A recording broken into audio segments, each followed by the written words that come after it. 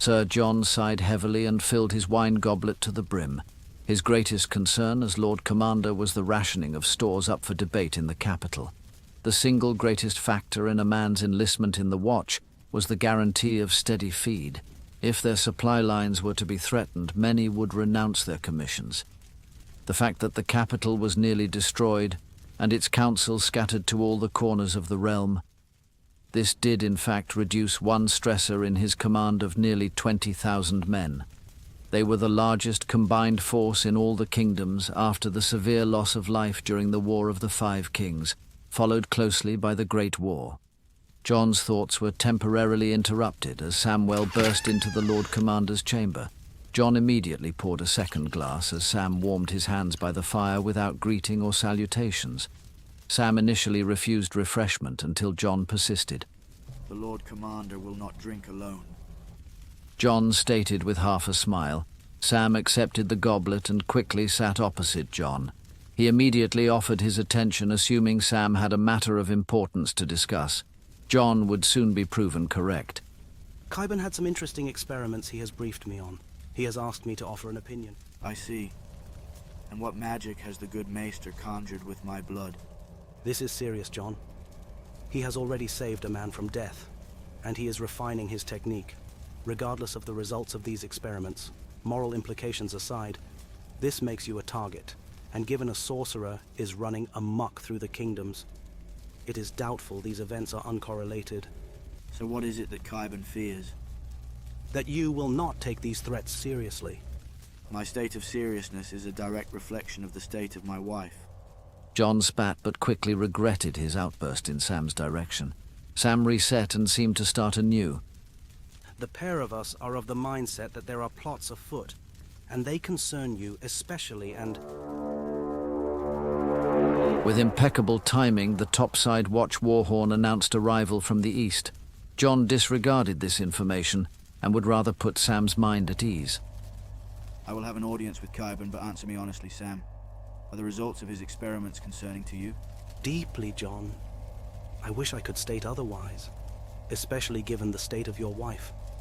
I wish I could alleviate your concern rather than add to it. But you need to take heed of Qyburn's warnings. I beg of you. Jon nodded in agreement as he rose to his feet. Jon embraced his old friend briefly as the duties as Lord Commander now were set front and center in his mind. The Watch was not expecting a ship to proceed from the east. A different horn announced a ship approaching. That being Eastwatch was the only castle of the Watch capable of being ported from the sea. Jon departed his apartment overlooking the courtyard. A garrison was mustering to form a welcoming party for their seafaring visitors. Jon slowly paced down the catwalks to get a better view of the approaching ship. They approached at a breakneck speed. Likely these were either skilled sailors or ignorant pretenders. As they maneuvered the treacherous rocky protrusions that guarded Eastwatch from eastern invasions, the dull grey and black sail in the form of an onion became visible as they sped toward their port.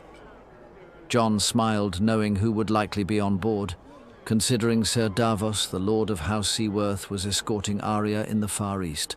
A ship bearing the onion of House Seaworth could only mean one thing: a visit by Lady Seaworth, Jon thought to himself. Quickly the ship ported and secured their lines. Jon turned to the nearest watchman and spoke softly. "See that Lady Seaworth is given all the comforts Eastwatch can offer. Hobbs will prepare a supper just for the two of us. Please see to it." The nameless watchman quickly scurried from Sir Jon to carry out his orders. Lady Maria was the lady of House Seaworth even before there was a House Seaworth. Their only son, Marthos, was killed during the Battle of Blackwater Bay. Despite being named the Lord of Cape Wrath, Sir Davos and Lady Maria spent the bulk of their time in the capital. Lady Maria frequented the Wall and had been revered by the Watch and Sir Jon frequently. Jon smiled, thinking of her visits when Eddard was young.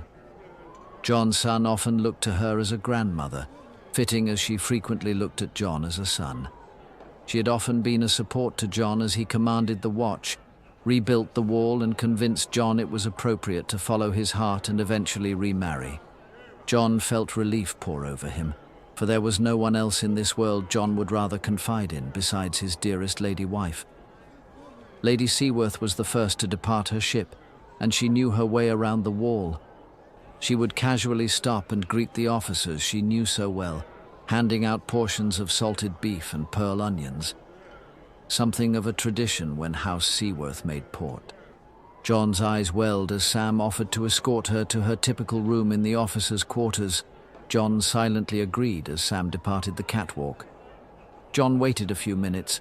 Rather, the lady would warm herself from her journey first. Or perhaps Jon refused to show that kind of emotion in front of those under his command. The courtyard gates opened as a dozen riders had arrived. Sir Jon recognized most of the men led by First Ranger Rory Cassell. They quickly galloped to the stables and secured their horses. Knowing Sir Hunts as Jon did, this host likely carried a message of importance.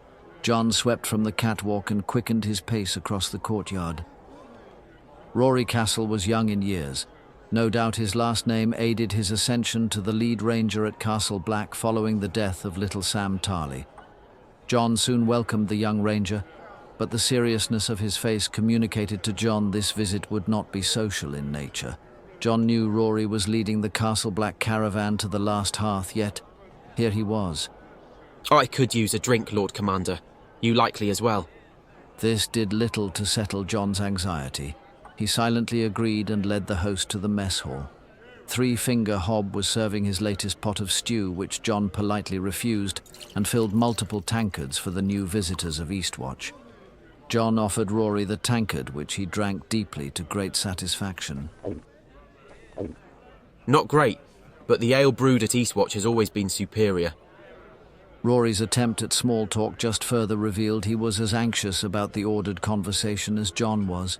A nervous smile, and Rory finished the remains of his tankard. Out with it already. Jon ordered, and Rory lowered his tankard, as well as his eyes. Sir Hunt sends his regards, Lord Commander, as well as a message. Rory informed, though he did not rummage through his pockets for a scroll, which further worried Jon. Sir Hunt's invoked the highest level of security.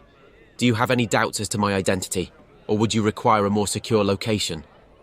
Rory asked, and Jon now knew Sir Hunt's refused to write his message and required Rory to memorize it, lest it fall into the wrong hands.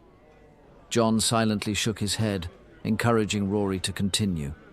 Sir Hunt was attempting to retrieve a prospective ranger beyond the wall. He came into contact with a weirwood root system. A vision was thrust upon him, from your brother Lord Brandon Stark. He warns an attack from the east is imminent, with a force that could rival that of the Watch. It appears the good news is my brother is still alive. Jon answered as the gravity of the situation weighed upon him. Samwell Tarly bustled into the mess hall and approached Sir Jon. Lady Seaworth requests your presence, Lord Commander. She claims to have news. Not sure if we can handle any more news. Jon laughed as he rose from the table. He excused himself from the ranger, still pondering what this message from Bran could entail. If Westeros was to be attacked, why invade at the wall where the largest army was massed? Unless Jon was at the center of this invasion, he pondered. Perhaps Maester Qyburn was right, and Jon could be the target.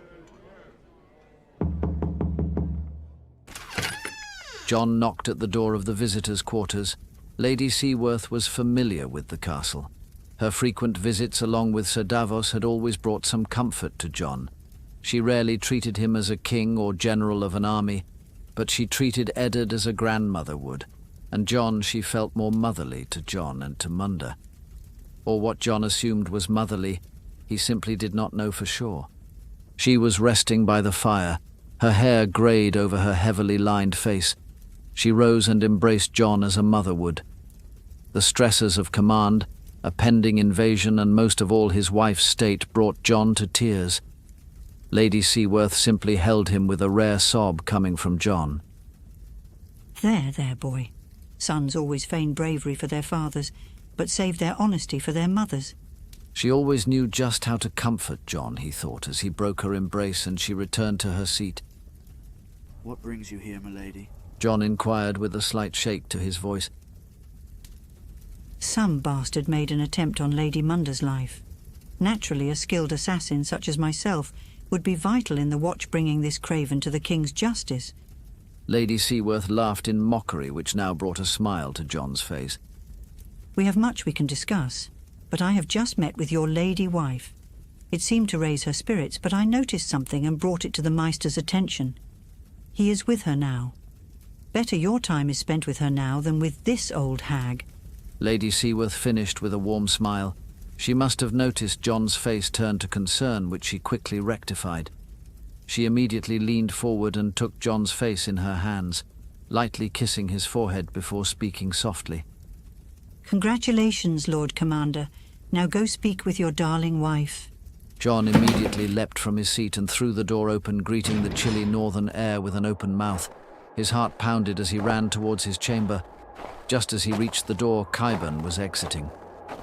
The men exchanged no words, just the Maester giving the Lord Commander an approving nod.